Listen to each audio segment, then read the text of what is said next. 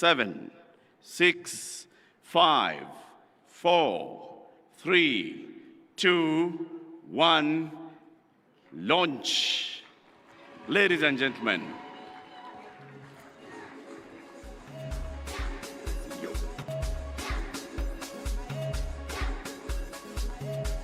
Madam CEO of the Council of Governors, please join us on stage. Your Excellency,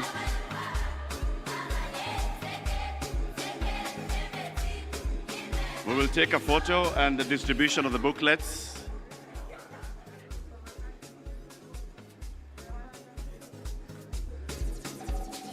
The Deputy President is distributing the booklets, the model school feeding policy,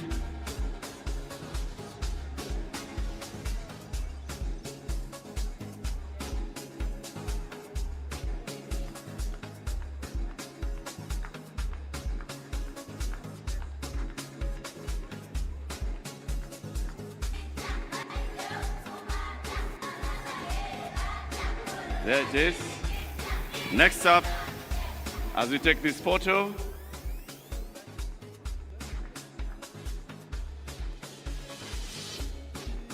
Asante sana.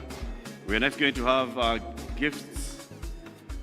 Gifts will be brought up on stage shortly. Thank you very much. And the first gift, Your Excellency,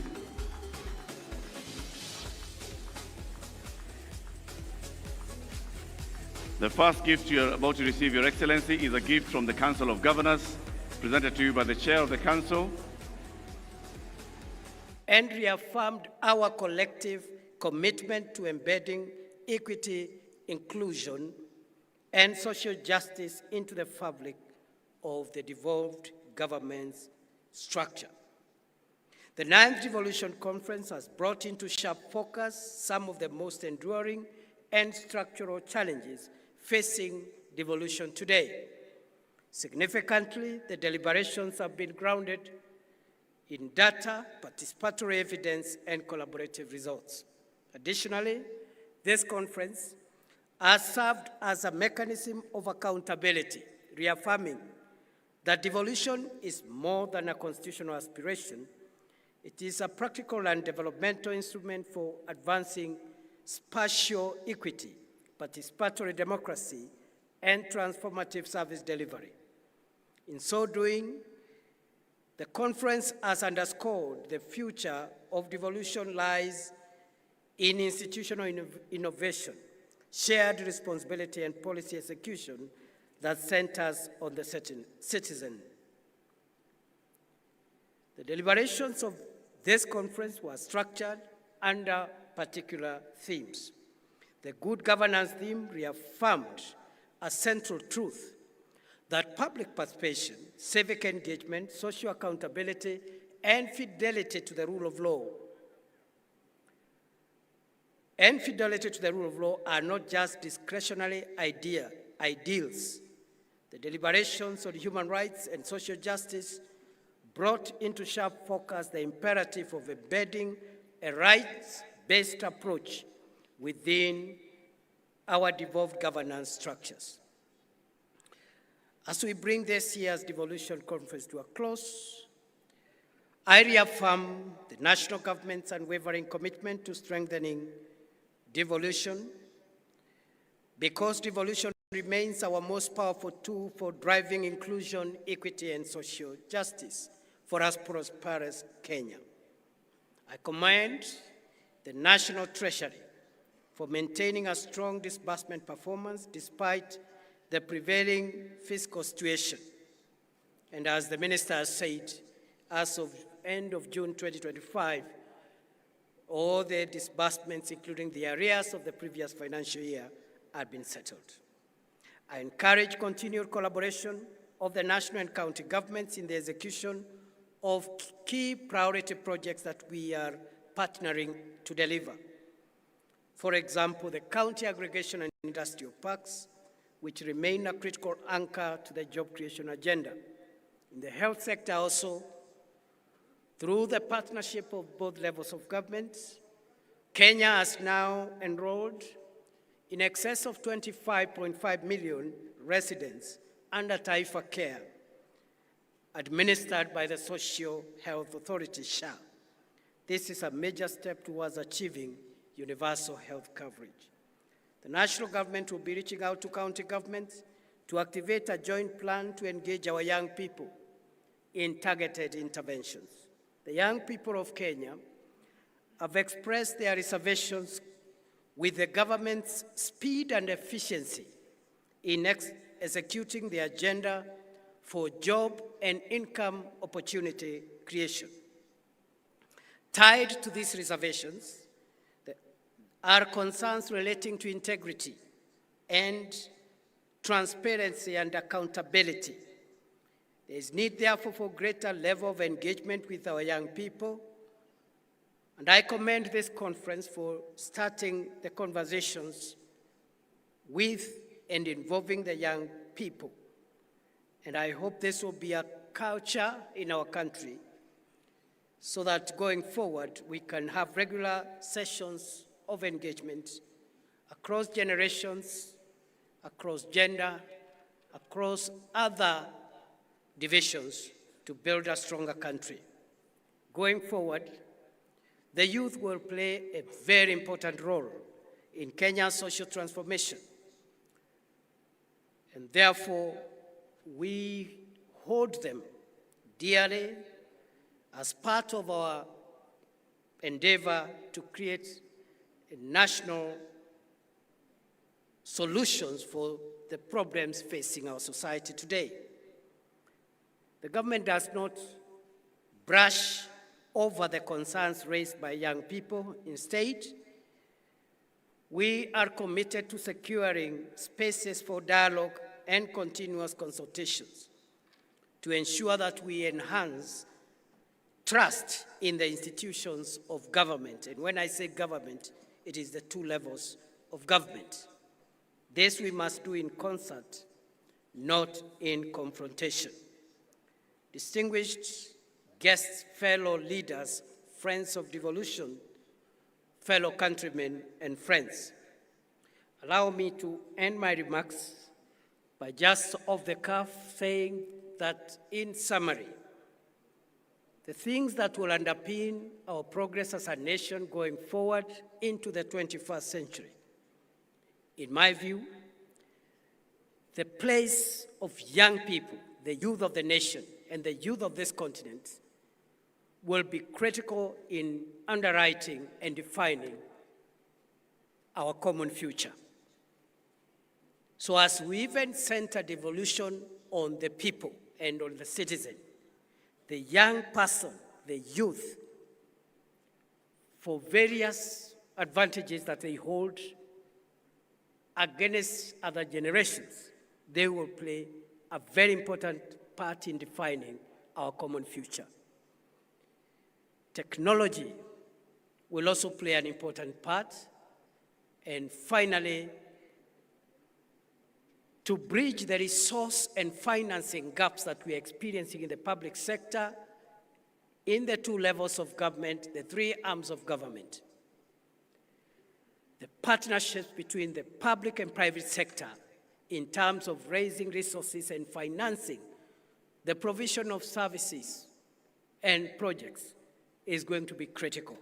And therefore, the youth, technology, and partnerships will define Kenya's and Africa's 21st century. Secondly, I say this without any fear of contradiction, that of all the innovations of the Constitution of Kenya 2010, the most profound innovation and the crown jewel of our current Constitution is devolution. And this is a good opportunity, therefore, to pay tribute to a great son of this county, the late Dr. Crispin Homabay, who laid his life in the fight for a devolved Kenya and a more equitable Kenya. And I have had the moment to witness the remembrance that has been placed by the county government of Homabay and the Council of Governors at the Bay in honor of a great son of Homabay, Dr. Crispin Odhiambo Bai. May his soul rest in eternal peace. I am also conscious of the milestones we have achieved in the last so many years under this devolved system. The structures and the relationships among institutions are work in progress, and there are a lot of positive stories around devolution. The latest achievement has been the signing into law of a bill granting financial autonomy to our county assemblies so that they can provide effective, as opposed to vindictive, oversights over the executive at the county level. We hope that the county assemblies will use those resources to perfect their constitutional role of oversight and also of representation and legislation. The threats that face us going into the 21st century, number one is corruption and abuse of resources meant for the provision of public services, and this affects both levels of government, the national government and the county governments. It affects all the arms of government, the executive at both levels, the legislature at both levels of government, and the judiciary, which is not devolved. No one is spared. It affects and it has permitted into private sector, civil society, academia, and into the citizenry of our country. And time has come for us to face head-on the threat of corruption and the danger it poses for the sustainability of our democracy and of our country. We are also facing the risk of sectarianism and subnational interests that are sometimes ethnic-oriented and in many times attempt to undermine and claw back on national unity and the cohesion of our country. We must also be alive to the grave risk posed by violence and extreme behavior that is processed through violent means. And therefore, violent extremism today is not around religious fundamentalism only, but we are witnessing also political intolerance and extremism, where disagreements on national issues, including national problems, are processed through violent behavior. That, in my very humble submission, fellow Kenyans, poses grave danger to the sustainability of Kenya and Africa as we move to the 21st century. Therefore, the triple risks of corruption, sectarianism, especially ethnic sectarianism, and violent extremism, including politics and political issues being processed through violence, those three risks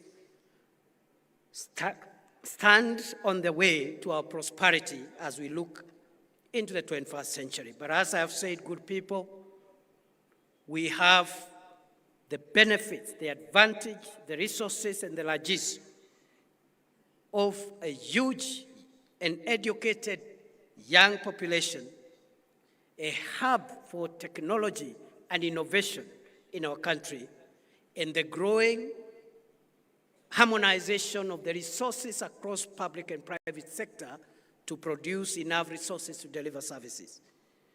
We have a good constitutional order whose crown jewel is devolution, and increasingly the relationships between all institutions in devolution is work in progress, and there's a lot of success stories for us to learn from. It is therefore a great privilege for me to stand before you, fellow Kenyans and friends, in this land of Homabay County. a land that has produced very many great Kenyans, the late Tom Mboya, a great nationalist who fought for the independence of our country.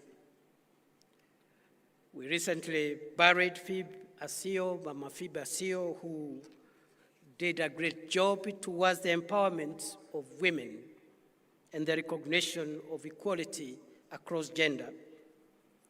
But we have present-day heroes.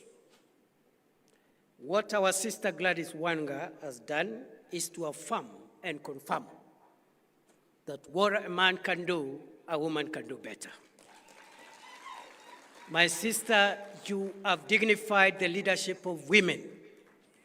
Going forward, let there be no doubt about what a woman can do as a leader.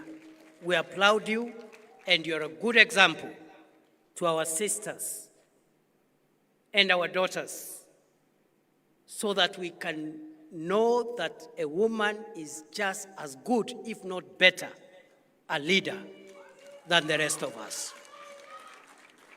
So thank you very much, Gladys.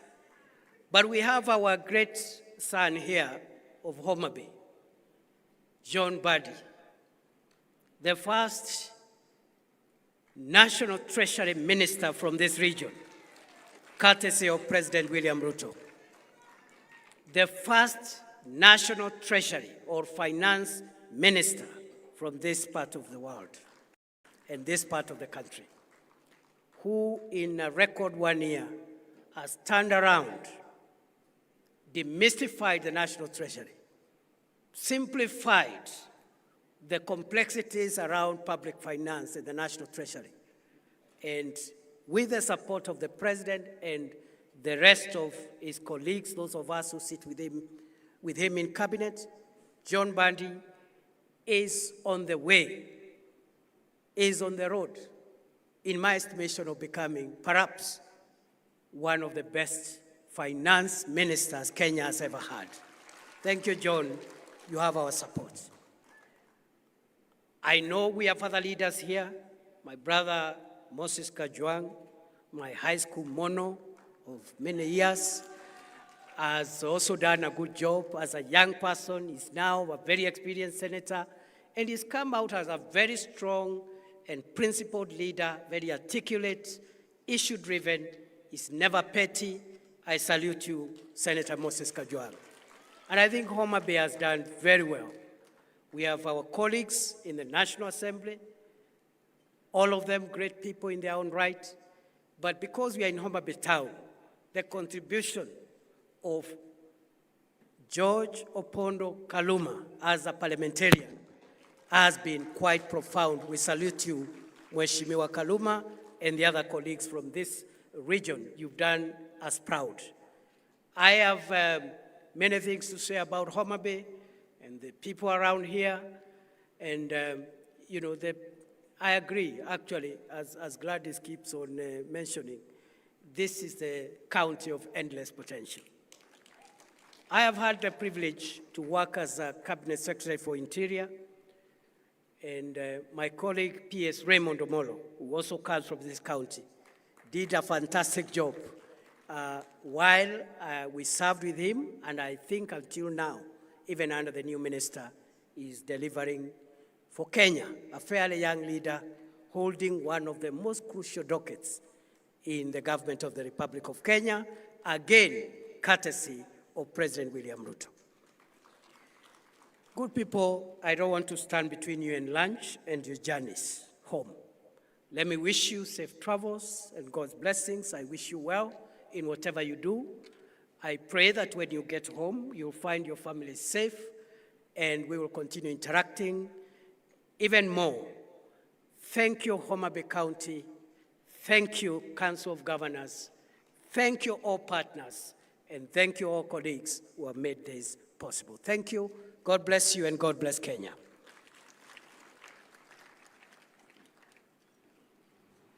Your Excellency, will kindly request you to remain up on stage as we do the launch. And I am reminded